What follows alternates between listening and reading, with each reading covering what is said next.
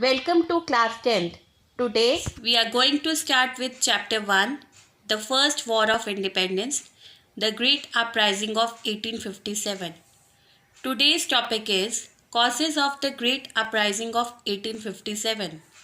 So, the objectives of today's topic are political causes, discontent of the ruling section, disrespect shown to Bahadur Shah, ill treatment of Nana Sahib and Rani of Jhansi, annexation of Awadh, absentee sovereignty of the British, other factors. Now let's discuss some key terms. Number 1, revolt, a violent action against an established government or ruler. Number 2, subsidiary alliance. According to subsidiary alliance, the Indian rulers could seek the British protection but had to give up their native troops. Number 3, doctrine of lapse, a policy introduced by Lord Dalhousie. According to this policy, if any Indian ruler died without leaving a natural male heir to the throne, then the British would annex his kingdom. In 1856, the English became the masters of the whole of India. They deprived the Indians of their political rights, annexed the Indian states, and followed the policy of economic exploitation. Popular discontent and hatred against the company's administration and foreign rule gained strength. The discontent burst forth into a mighty popular revolt in 1857. The British historians called it a purely military revolt, while the Indians regard it as the first war of Indian independence. Though it began with the mutiny of sepoys, it soon engulfed wide regions and people, taking the shape of a national struggle for freedom. Now come to the reading part. Lesson number 1, page number 64. The process of the British conquest of India and the consolidation, means the process of uniting of British rule, was accompanied by resentment among the Indians, the popular discontent and hatred against the East India Company's administration and foreign rule gained strength. The discontent burst forth into a mighty popular revolt in 1857.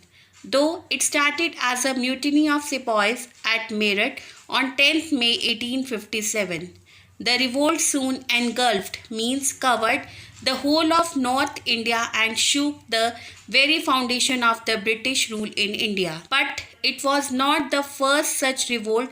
From time to time, different groups of Indians, farmers, tribal groups, and soldiers had risen in the revolt against their ruthless, means cruel, oppression, means dictatorship by the British. But unlike the 1857 revolt, most of these uprisings were localized and were easily suppressed, means to stop something by using force by the British. The process of the British conquest of India and the consolidation of British rule was accompanied by resentment among the Indians. Hardly a year passed till 1857 when some part of the country or the other did not rise in revolt against the British domination of India. However, these rebellions were local, scattered, and isolated.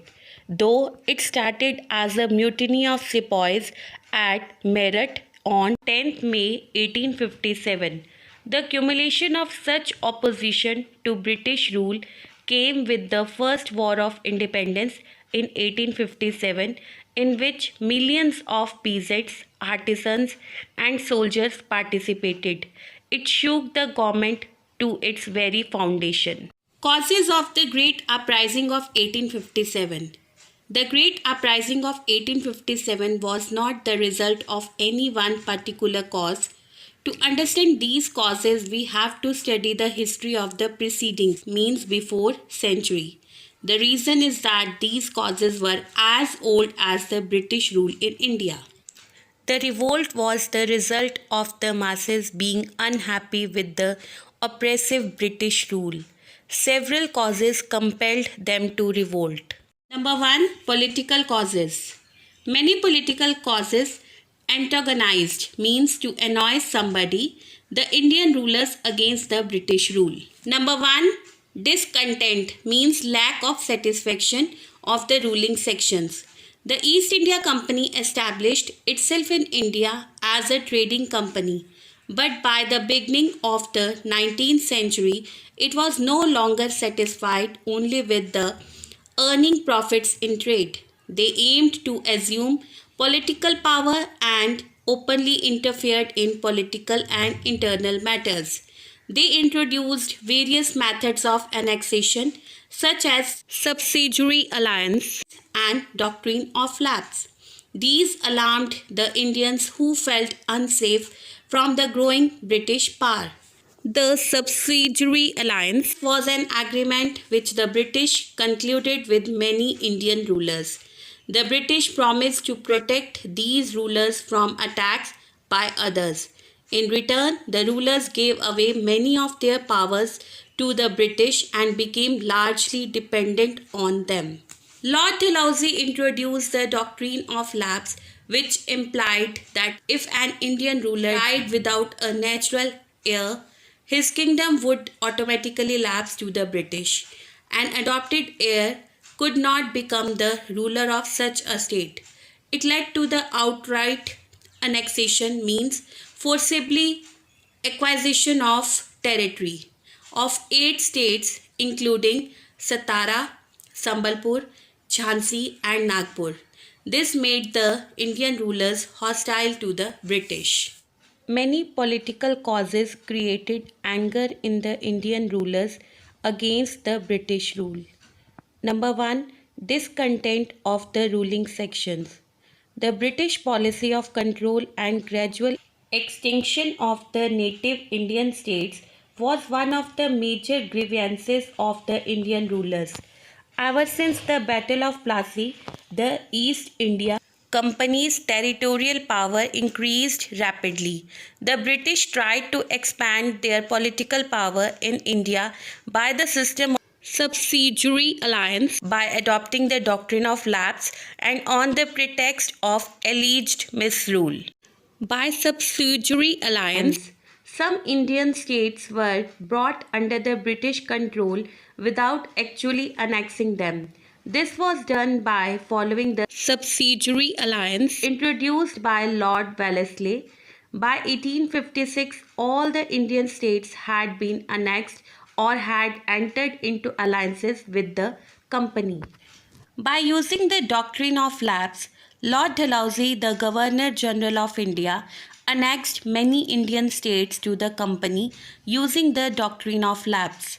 According to this doctrine, heir adopted without the consent of the company could inherit only the private property of the deceased ruler and not his property, which would come under the company's rule. The prominent states which became victims to the doctrine were Jhansi, Satara, Sambalpur, Udaipur, Awadh and Nagpur. This made the Indian rulers hostile to the British. Disrespect shown to Bahadur Shah. The house of the Mughals was also humbled when the English announced that after the death of Bahadur Shah II, the Mughals would lose the title of kings and his successors would have to vacate the Red Fort. It hurt the sentiments of the Muslims. It has been rightly remarked that the increase in the disrespect shown by the English to the emperor increased the aversion, means anger of the Indians for the British. Disrespect shown to Bahadur Shah. Bahadur Shah Zafar, the Mughal ruler, was under the protection of the company and received a pension from the British. In 1849, Lord Dalhousie announced that successors of Bahadur Shah Zafar would not be permitted to use the Red Fort as their palace. They were required to shift to a place near the Qutub Minar. In 1856, Lord Canning announced that after the death of Bahadur Shah, his successors would not be allowed to use the imperial titles with their names and would be known as mere princes. This decision of the British hurt the feelings of the Muslims.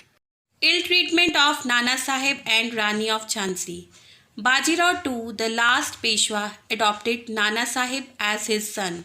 After the death of the Peshwa, the English refused to acknowledge Nana Sahib as the ruler of the Marathas. The Rani of Jhansi, Lakshmibai, was also not allowed to adopt a son. They became sworn enemies of the English. This policy created resentment, means bitterness among the Indians. Nana Sahib was the adopted son of Bajirao II, the last Peshwa. The British refused to grant Nana Sahib the pension. They were paying off Bajirao II. After the death of the Peshwa, the English refused to acknowledge Nana Sahib as the ruler of the Marathas. Rani Lakshmibai of Jhansi, who became the victim of the doctrine of lapse, became a bitter enemy of the British as her adopted son was not accepted as the heir to the throne. Number 4. Annexation of Awadh. In 1856, Lord Dalhousie annexed Awadh to the company's dominions on the pretext of alleged misrule. On 7 February 1856, Nawab Wajid Ali Shah was deposed, and on February 13, the Court of Directors ordered complete annexation of Awadh. The annexation of Awadh was certainly a case of high-handedness on the part of the company. The British seem to have broken promises and pledges made to the ruling chiefs. This caused resentment among the Indians, particularly Awadh. They had to face more hardships. They had to pay higher land revenue and additional taxes on food, houses, ferries, and justice. The dissolution of the Nawab of Awadh's army and administration threw thousands of nobles, officials, and soldiers out of jobs. The British confiscated the estates of the talukdars or zamindars who became opponents of the British rule. The company's sepoys means an Indian soldiers serving under British, were worst affected. They did not like their homelands, means birthplace, coming under foreign rule. It also affected their financial position. They had to pay higher taxes on the land their families held in Awadh. Nawab Wajid Ali Shah of Awadh was deposed on the grounds of misgovernance. People severely criticized this because the Nawab of Awadh was always loyal to the British. This annexation also led to the disbanding of the Nawab's army. As a result, the soldiers of Nawab's army lost their jobs. Nawab had patronized craftsmen and entertainers. They lost their source of livelihood too. The company used Awadh sepoy in conquering other parts of India. Peasants also had to pay high land revenues. Number 5. Absentee sovereignty of the British. Sovereignty means jurisdiction. Absentee sovereignty means that India was being ruled by the British government from England at a distance of thousands of miles. Absentee sovereignty of the British rule was resented by the Indians. The earlier rulers like the Mughals who had conquered India had in course of time settled in India. The revenues they collected from the Indians were spent in India only.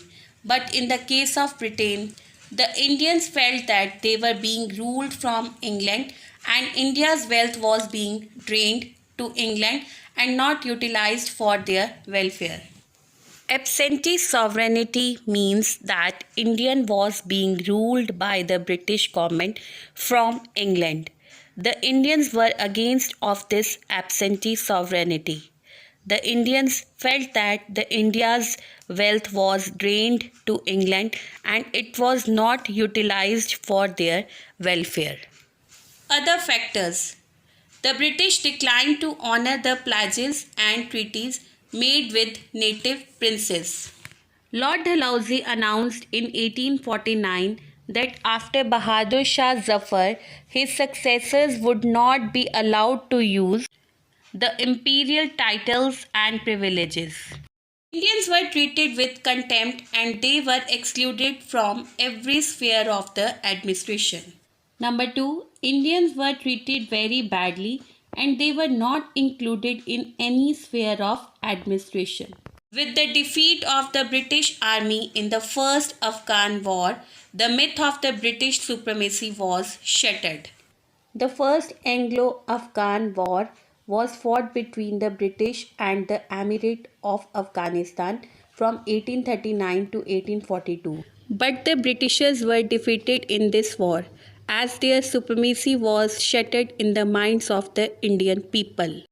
The vague and floating rumors that the British came to power in 1757 after the Battle of Plassey and their rule would come to an end in 1857, this added fuel to fire, so people believed that the time had come for the British rule to end.